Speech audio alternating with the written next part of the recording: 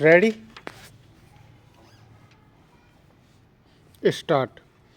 देश भर में जब भी लोकसभा या किसी राज्य की विधानसभा के लिए चुनाव की घोषणा होती है तो आचार संहिता लागू होने के बाद अमूमन हर राज्य से निर्वाचन आयोग की ओर से चलाए गए अभियान के तहत भारी मात्रा में शराब, अवैध नकद राशि, मादक पदार्थ आदि की जब्ती की खबरें आती हैं।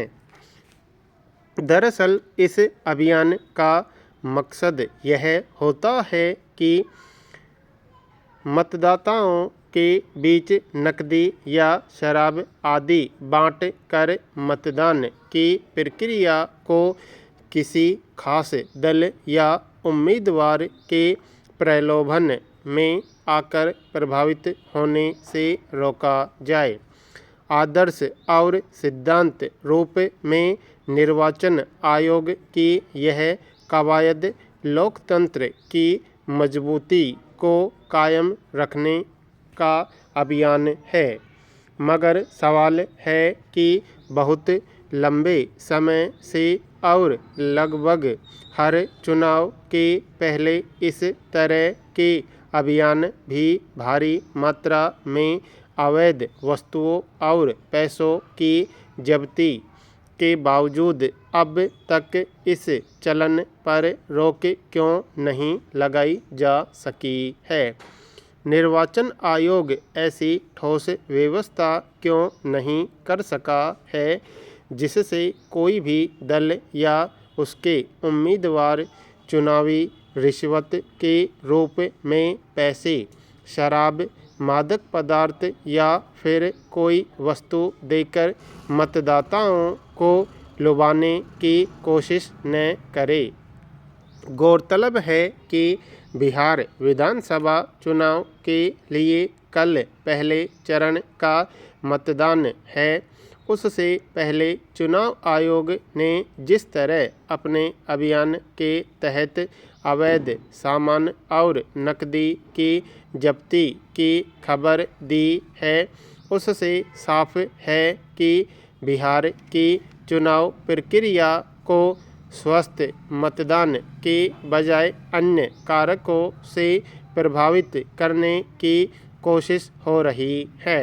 आयोग की एक रिपोर्ट के मुताबिक बिहार में अब तक 9.92 करोड़ रुपए नकद, 42.14 करोड़ रुपए मूल्य की शराब, 24.61 करोड़ रुपए मूल्य के मादक पदार्थ, करीब 6 करोड़ रुपए की कीमती धातुएं और इसके अलावा 26 करोड़ रुपए से अधिक की मुफ्त बांटी जाने वाली अन्य वस्तुएं जब्त की गई हैं। यह कोई छिपी बात नहीं है कि कुछ दल या उम्मीदवार जब इससे आशंकित होते हैं कि लोगों के बीच उनका पर्याप्त समर्थन नहीं है और वे चुनाव हार सकते हैं, तब वे मतदाताओं को रिझाने के लिए गैरकानूनी तरीके से नकदी, शराब या अन्य मादक पदार्थ मुफ्त बांटने का सहारा लेते हैं। जाहिर है ऐसी कवायदें स्वच्छ और स्वतंत्र मतदान को प्रभावित करके लोकतांत्रिक प्रक्रिया को कमज़ोर करने की कोशिश है। चुनाव आयोग की ओर से इस तरह की हरकतों के खिलाफ अभियान तो चलाए जाते हैं और बड़े पैमाने पर अवैध राशि और सामान की जब्ती की जाती है। कुछ लोगों को गिरफ्तार भी किया जाता है, मगर आम लोगों तक यह खबर शायद कभी नहीं पहुंच पाती है कि व्यापक स्तर पर जब्ती के बाद आयोग ने उसके वास्तविक आरोपियों को कानून के कटघरे में खड़ा कराया या नहीं, उसके खिलाफ कोई सख्त कार्रवाई हुई या नहीं। हर बार केवल अवैध सामग्री की जब्ती और कुछ निचले स्तर के कार्यकर्ताओं को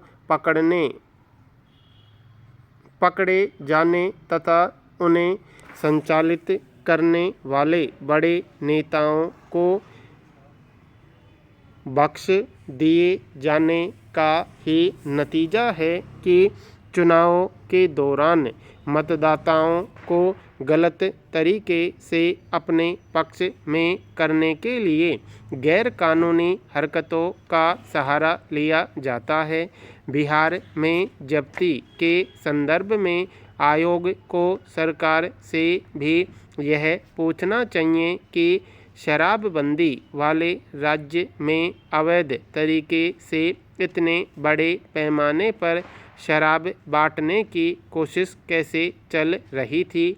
यह एक स्वस्थ लोकतंत्र के सामने एक बड़ी चुनौती है और निर्वाचन आयोग को वर्षों से बदस्तूर जारी इस गैरकानूनी चलन को स्थायी तौर पर खत्म करने के लिए ठोस कदम उठाने होंगे। पिछले कुछ समय से साइबर अपराधियों का संजाल जिस तरह लगातार बढ़ता देखा जा रहा है, उसमें डिजिटल हो रही व्यवस्था के सामने एक बड़ी चुनौती खड़ी हो गई है। इससे निपटने के लिए सरकार और जांच एजेंसियों के मौजूदा सुरक्षात्मक उपाय बौने साबित हो रहे हैं। साइबर अपराधी ठगी की घटनाओं को अंजाम देने के लिए नए नए तरीके ईजाद कर रहे हैं।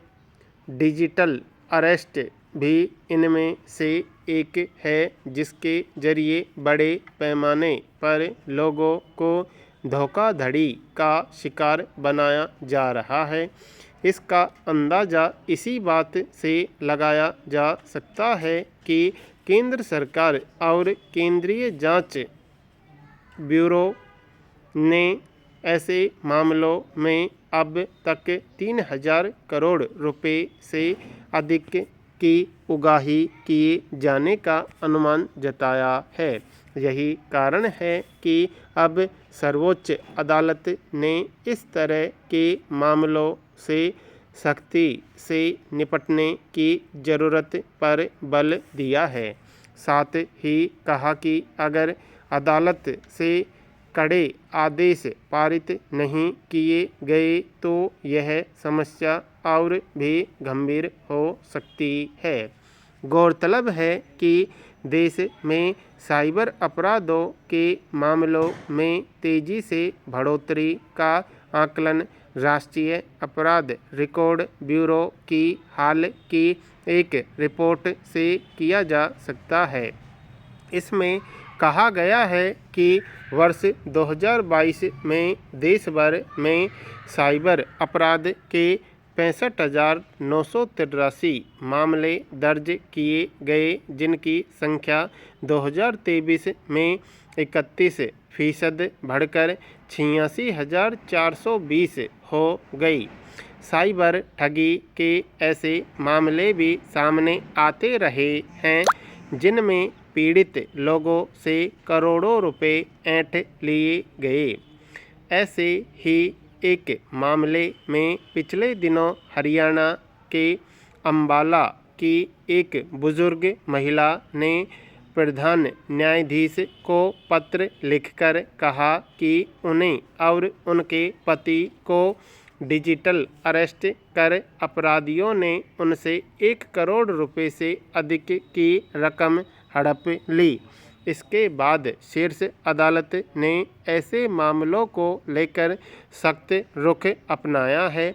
सर्वोच्च न्यायालय के इस दखल से उम्मीद है कि सरकार और जांच एजेंसियों की ओर से साइबर ठगों पर नकेल कसने के लिए जल्द ठोस एवं कारगर कदम उठाए जाएंगे। साइबर संजाल की दुनिया में जिस रफ्तार से जोखिम पैदा हो रहे हैं, उसमें व्यापक पैमाने पर डिजिटलीकरण के असुरक्षित होने को लेकर भी गंभीर सवाल उठने लगे हैं।